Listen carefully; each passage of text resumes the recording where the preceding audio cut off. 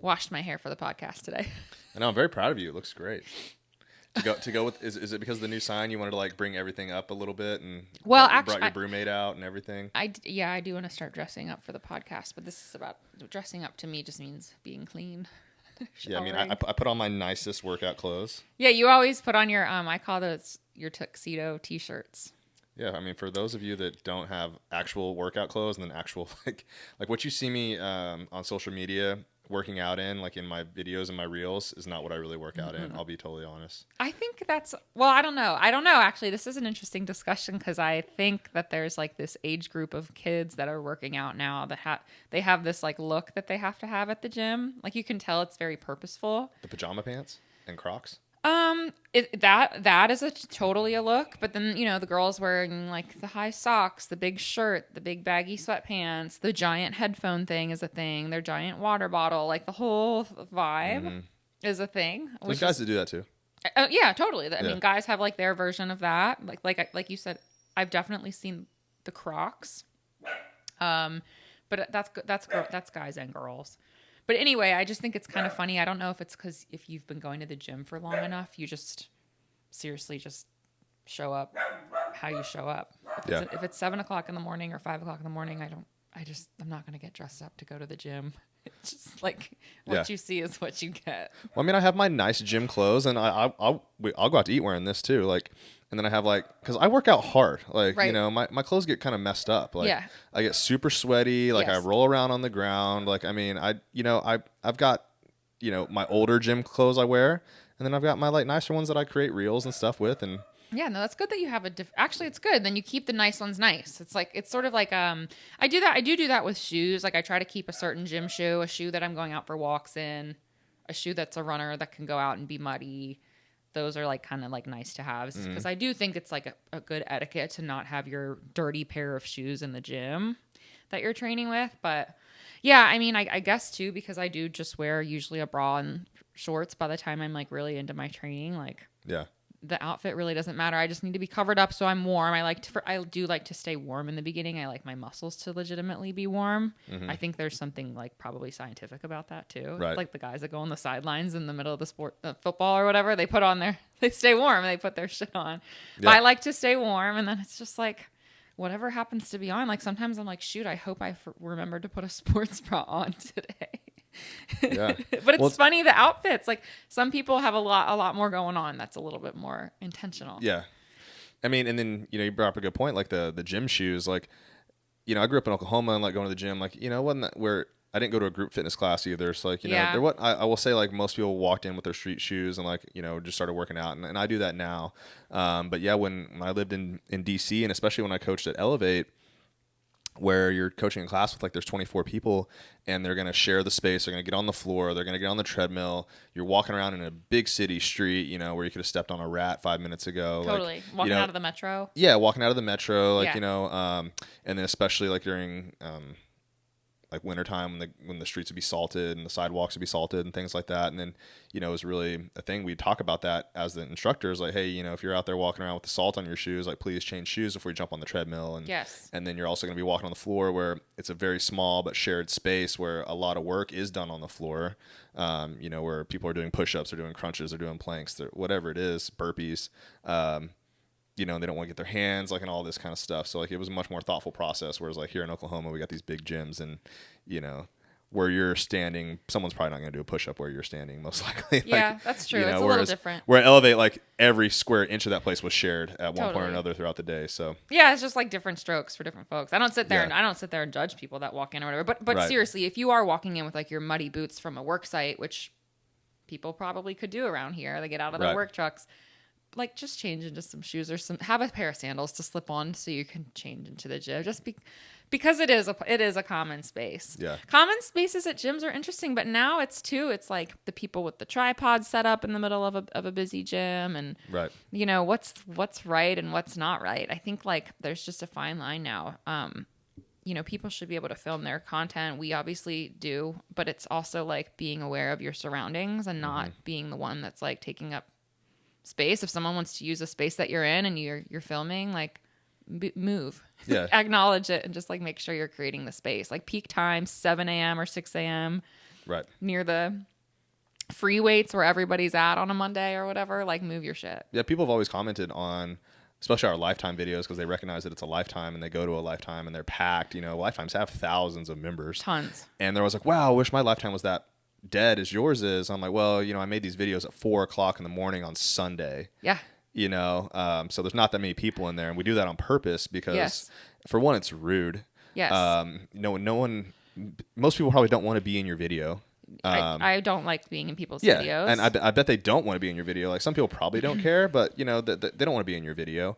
And then they feel awkward. You're impeding on their privacy and their workout, which is rude. So I mean, and now we go to another gym and I've dabbled with exactly what I think the right time is, and I've come to find out it's like actually like 7:00 on Sunday morning, because we actually need the sun to be up so we can have some lighting in there. It's pretty dark. And there's not many people still. And there's still not many people. And then you know we do the little dance like yesterday. Like we recorded some content, and I actually wanted to start like doing like the leg machine area, but there was a girl using it, and like so it's like okay, well let's pivot real quick, and we'll go over to this other area where no one's at. We'll do our first set of content here, and then we'll move over there. And you know, and then you know, if you follow Joey Swole, he's a friend with Goob. So like we talked about Goob on I think it was our last podcast. Last time we recorded, And he talks about this, how people you know, talk shit when people are like filming, like this asshole just walked right in front of my camera, and he's like, whoa, hold up. Yes. Like it's not your gym. Yes. Like that person is doing what they're supposed to do. You are in their way. So you don't get to say this asshole walked in front of my camera. You're the asshole. Right. You know, and you got to understand, like, and then he'll post like, hey, this guy did the right thing. He like made a post. He was saying like, oh, this person walked in front of my camera. So what did I do? I just went on without, I just kept going. Yeah. And lived my life, because there's nothing wrong with what he did. That's like what we do. And if someone gets in the shot, then it's all right. Like, then we keep rolling for 30 more seconds. Like that person walked, and it's just like, that's not it's not their problem. Like 100% it's not their problem. Yeah. And we try to be really mindful of that. Yeah. So for people that do watch our content, it's like, yeah, we're shooting that at like 4:00 in the morning on a Sunday or whatever. And we're being really intentional about it. But I understand too why certain gyms are not allowing for cameras anymore, because it's that rule back to like just one person can ruin it for everybody. And it's like, yeah, man, like if you're up there and your tripod is taking up space where another person could be working out, or if you're filming for fucking ever, your whole workout, like can we just be a little more mindful that like, unless you're the gym owner and you are renting out the space, like you are not entitled to putting your camera in someone's face. And if someone comes up to you and legitimately is like, hey, I'm in the back of your movie and I don't want to be, then that is what it is. Yeah. I just said movie. People probably are like, I call them movies. Like when Cody and I go and make content, I call them movies. I think it's fun to say we're going to go make movies. I mean, even when I was at Joey D, like, you know, all of us in there were creating content. Yeah. And it was encouraged to be in there creating content. Like even Joey and Colby were like, yeah, you know, film your stuff, like do it. I still preferred to go in there. We still went in there on Saturday and Sunday mornings. Yeah. 5 a.m., 6 a.m. when I knew I would look at the schedule and see that there's no sessions booked or anything, because I just find it easier to like not worry about someone being in your shot, and you can put your stuff where you want. You can play around with where you're at. Like, so I just find it so much easier just to like not have people in there. Yes. And that was before you would come in and help me, and I had my tripod, and it would take so many. I used to spend so many more hours creating content, because when you're not on the other side of the camera, and a little tip for you guys, like don't use the front of your camera. The back camera has better quality. Giving away some of my secrets, but so now you can't look at yourself. You know, it's not a selfie anymore. Like you're hoping that you're in the right spot, and then when you go back and look at your video, you weren't in the right spot, and you're like, fuck, I got to redo it. And sometimes it's like 10 times. That would take me all day. Well, I wasn't really. We were in a really different place back then, though, too. Like I wasn't really going in there much. Like you know, that space wasn't the most, like didn't work out in there. You know, I don't think it was a problem that I was in there, but it just wasn't what we were doing. I was still spending a lot of time coaching clients, nutrition clients last summer. Right. And or not there, and or we were out because our living situation in Florida was so wild in the construction. So I was absent. Squat and I left for like 6 weeks of the year last summer. Right. It was a wild time. But anyway, yeah, we should post. I do think even before that, when we were in Austin, I still think it would be cool for you to post like some of our just old little grainy videos that like, I know we didn't post those like on your Instagram, but it's just kind of cool to see like how far we've come from like those videos to like what we do now. And also like technology, like the iPhone cameras have changed too since then. Mm-hmm. That's a big part of it, but it's just funny to like go back on some of your old stuff. And same with our podcast. I mean, we're 30 episodes in now, but it's like, I think we've come far. Like our stuff has gotten better. And we've gotten more like, just each time you can kind of just see the differences between like where we were at starting out and now. And it's cool to think like, ooh, in 100 episodes, like what'll that look like or what have you. But should we roll in today's topic? Yeah, so I think this actually leads into it pretty well because there's creating content, there's what you talk about, and you'll see like, if you watch like my content, like I'm not going all out. Like, the videos, like they're a little more staged, like they're trying to look good. I don't load up a ton of weight in the videos, like most of them that you see. I'll post some like from like my workout clips or something like that, but most of the time I don't record my workout. And I will say, I think there's probably a lot of people out there that create content and I don't think they work out. And I've actually, so I made a post about this today and like there straight up was a guy that said, hey, I am a trainer. I know what to do. I choose not to do it. I don't care to be in shape. I can teach you how to be in shape, but I'm not in shape myself. And I just like was like taking it back thinking, in theory, yes. Can you be a teacher and not do what it is that you're teaching? Yes. But I don't believe in that. Yeah, this is a really hot topic. I think the other side of this whole like, should you walk the walk is like, the analogy that's out there is like, well, if a doctor can help treat cancer, does it mean that he has to have it? Right. And it's like, okay, like I get that side too. Obviously, the answer to that is no. Like if they're the best surgeon or whatever, it doesn't mean that they've had to have that surgery. But it's different when you are coaching somebody with lifestyle habits and teaching them how to live.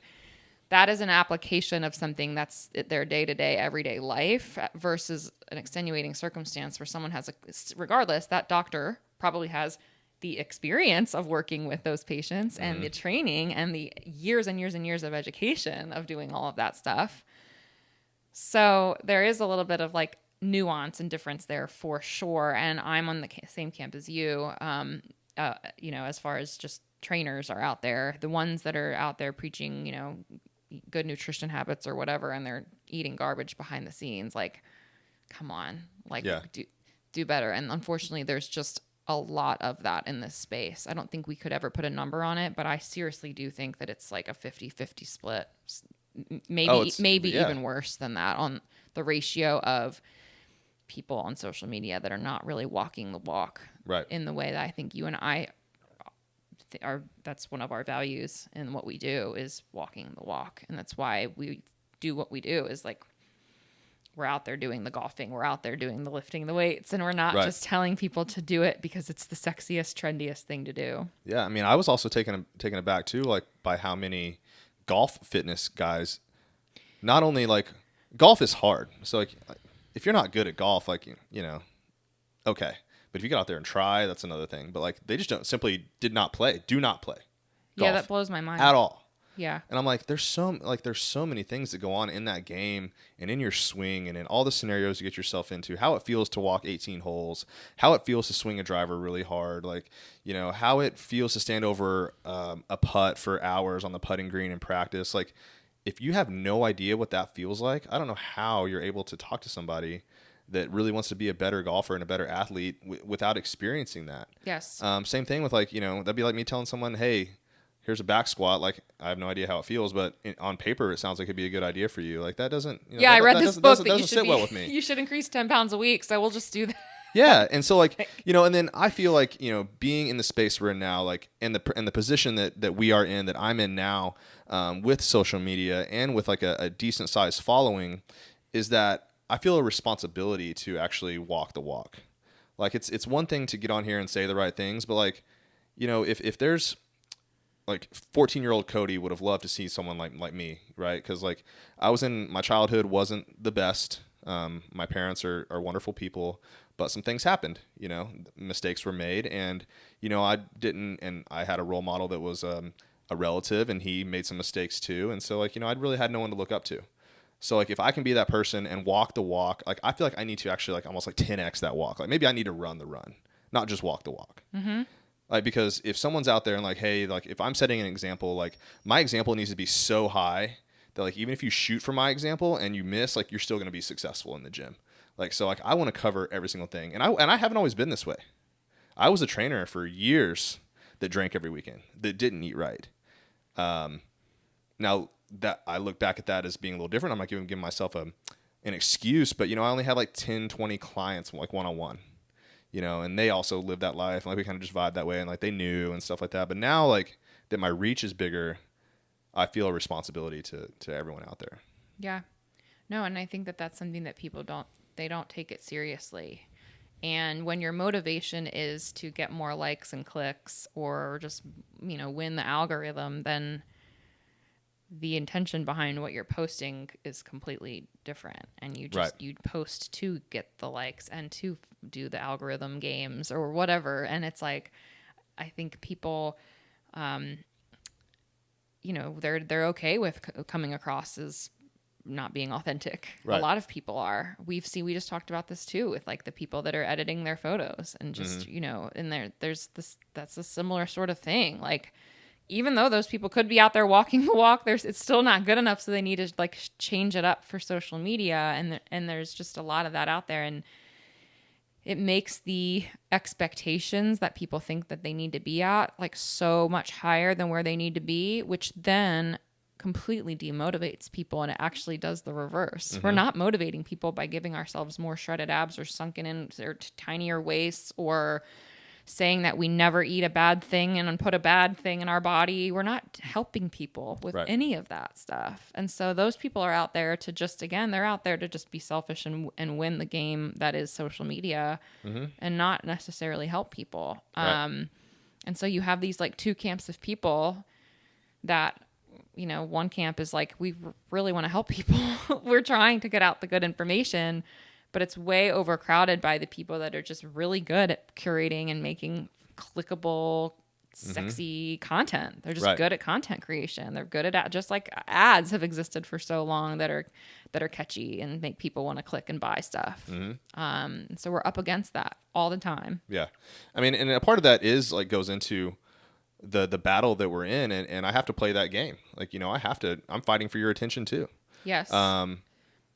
But when I get your attention, I want you to know that what I'm saying and what I'm doing is authentic. Yes. Right. That, you know, I feel a deeper meaning for what we're doing. Do we need to make this financially successful and I need to make money and sell programs? Absolutely. But down the road, I truly see like something bigger in mind for us. And like, that's just helping people. Yeah. Maybe for me, like, you know, I'd love to, you know, I've talked on this podcast a few times about my childhood and my struggle with drugs and alcohol. And I just watched, the Netflix, what do you call it? It's a documentary, but it's not, it's a drama documentary. It's docudrama. Yeah, it's a true story, but it's literally like is what it's called. Yeah, so it's a true story, but it's dramatized or whatever that word can be. A docudrama series. Yeah, a docudrama series. It has actors, but the actors are based on real people, and the stories are true, but they're also just a little exaggerated. We've all watched one. So yeah, it's great. It's Painkiller. It's on Netflix. Matthew Broderick plays Dr. Richard Sackler. So if you all know about the story about the opioid pandemic and OxyContin and Purdue Pharma, it's really fascinating just how, you know, and I grew up in this time, like, you know, in the late 90s, the early 2000s is when I started getting into drinking and taking drugs and things like that. I'm very, very lucky that I don't think I ever came across OxyContin and came across like the really bad drugs that are out there and that are very addictive and that can kill you. Maybe I did, and I was just drunk and I didn't know I took it. I also think it was expensive back then, so like I probably just didn't have it. I probably couldn't afford it. So maybe that saved my life. But you know, there's many guys that I know that I went to high school with and I was friends with that died from drug overdoses and things like that. So I don't want to get too off the topic, but you know, again, like walking the walk is setting an example for people out there that maybe they're struggling with some of this stuff. So if you watch that movie and you see what happened, that stuff is real. I saw that. And it's terrible. And I hope that, you know, this person doesn't even need to reach out to me, but if there is someone that has gone through this before, and like maybe they've watched my content, maybe they see my stories where I talk about walking the walk, where I talk about, you know, how I used to spend every weekend hungover as shit and hating life, and now I've got my way out of it, and golf fitness and golfing, like just having activities that don't require you to get shit-faced drunk all the time or treat your body terribly saved my life. When you played a big role in that too. But so yeah, like, you know, I feel like there's a much deeper meaning to all this than just trying to get people to click on your shit just because you can say the right words. Like, you need to lead by example. And I feel very strongly about that. And I feel a deep responsibility now that my platform has grown. You know, we got over 50,000 followers, and who knows, there could be, if there's two guys that are 14, 15 years old that went through what I went through at that age, and they get a little guidance from the things that I do, that's a huge win for me. Yeah, no, for sure. And I think, you are a good example for these people. And I think sharing your story, I think I've always been a fan of sharing the story, because we're out there in this space, and through coaching a lot of one-on-one, I think people do feel alone no matter what. I don't know why it's in our nature to just feel like we're the only ones, when in fact it's like actually the total opposite of like, you start telling your story, and then there's like dozens of people that are like same, like no matter kind of what it is. And it's like, oh. And that's kind of like how it started for me back when I started talking about like Crohn's and my health, like a long, long time ago. This is, I had like when blogging was a thing, like back in like 2011 or whatever. And people just started coming out of the woodworks, and that's when I started like kind of pseudo coaching people. Like, it just naturally started to happen. And I was like, oh, well, this is just coming from sharing my story. And I've tried all these things, and I want to help people. I want to get them like to be healthier or whatever. And so that's like has since snowballed, but like it always started from like sharing a story and being authentic. And I think that the reason that I'm passionate about it comes from the experience of having shared my story and it working, but also like I truly believe that there is a coach out there for everybody. And what that means is like, I'm not for everybody. You're not for everybody, the collective, like, but there's always people out there that are going to like resonate with your message. Right.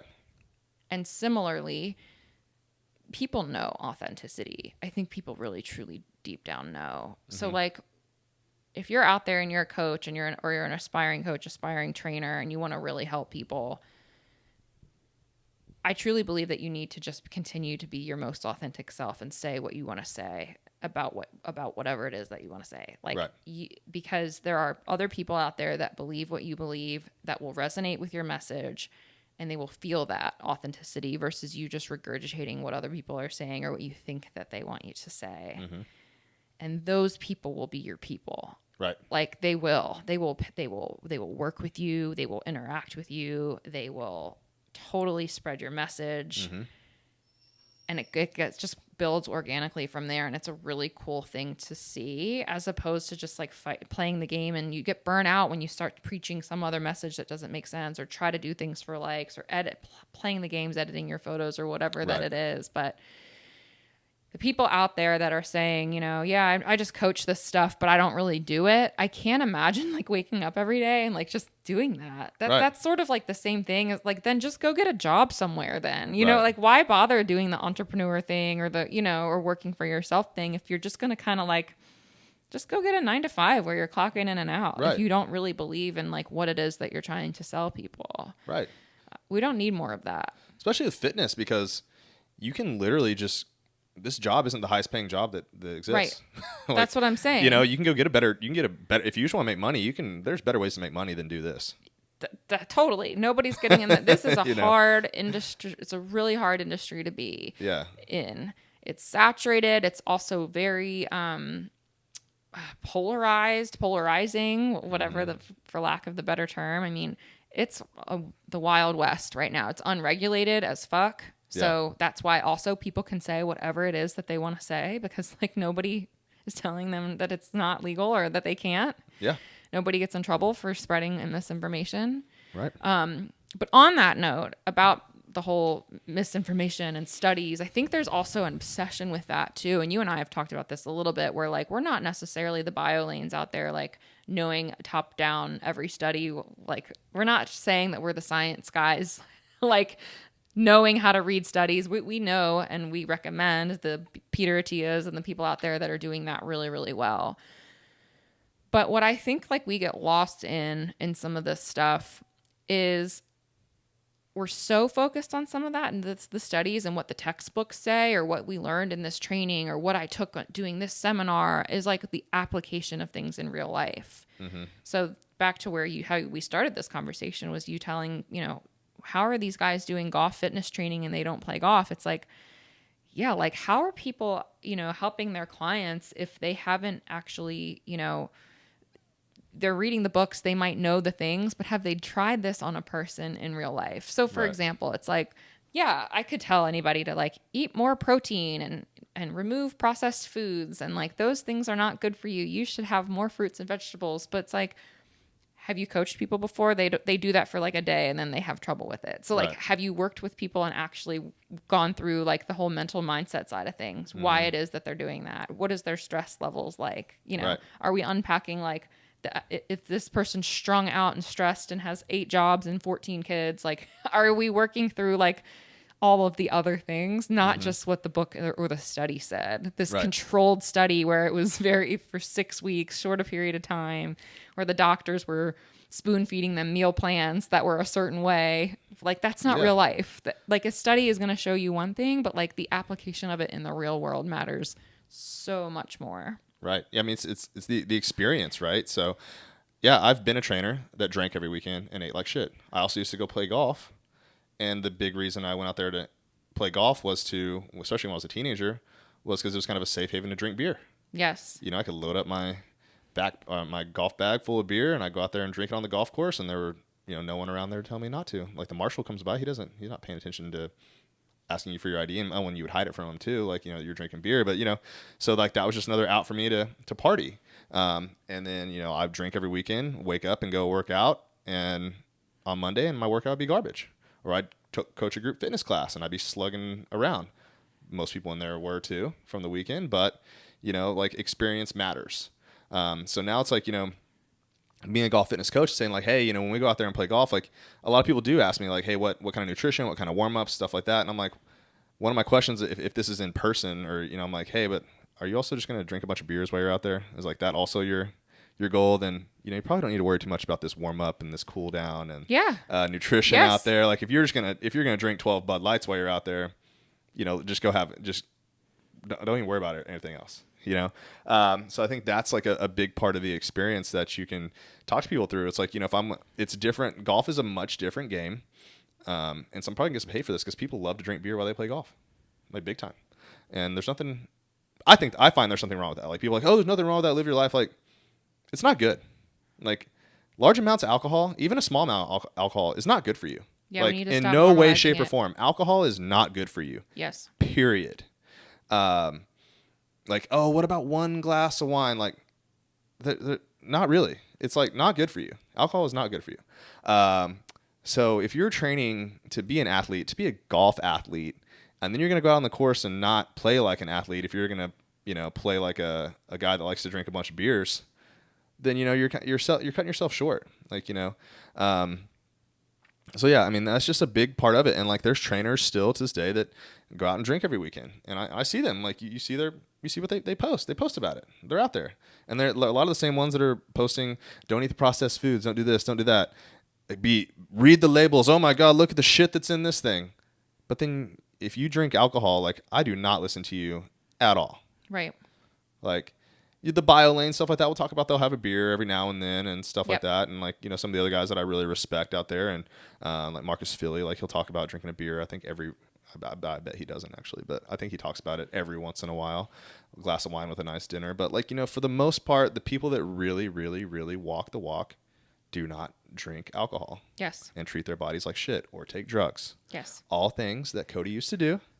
So again, walking the walk, I speak from experience. I know what that's like. Yeah. I know how you can get out of it. Yeah. I've done it. Yeah. And if you aren't trying to get out of it, I recommend you should. Yeah. No, I'm here for it. I think there's something to be said about the other side of the coin, which you touched on a little bit, which is the people out there that are,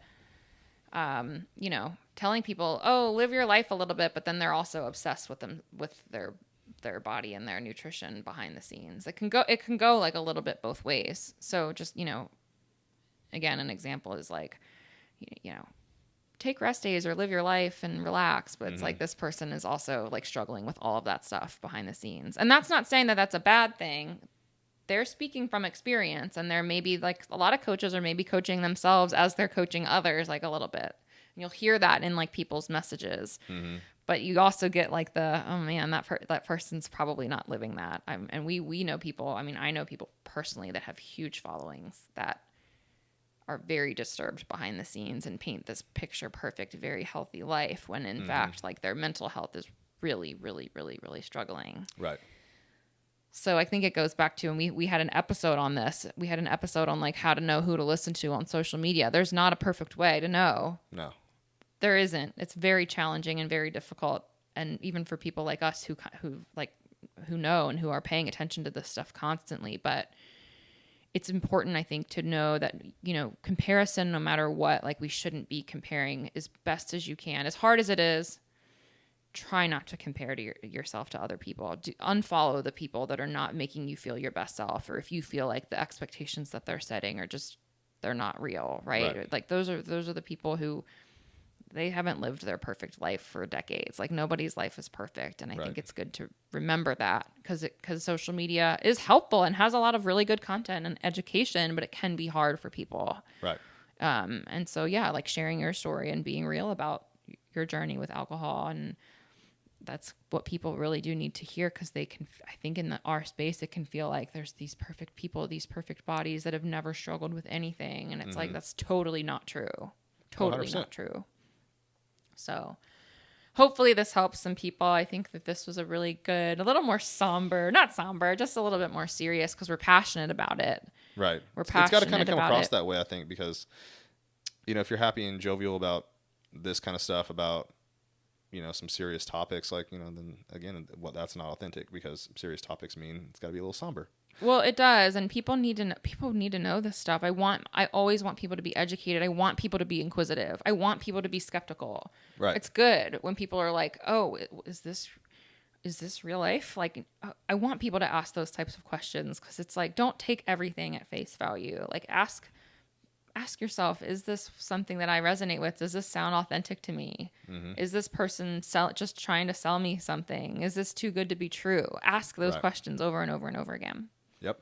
So with that, we'll keep it brief, but that was a good episode. You guys can follow us as always on Instagram at Cody Wescott Golf. Our YouTube channel, of course, is Cody Wescott Golf. www.codywescottgolf.com for all of the latest programs and things that we've got going on. Anything else? Lots of stuff.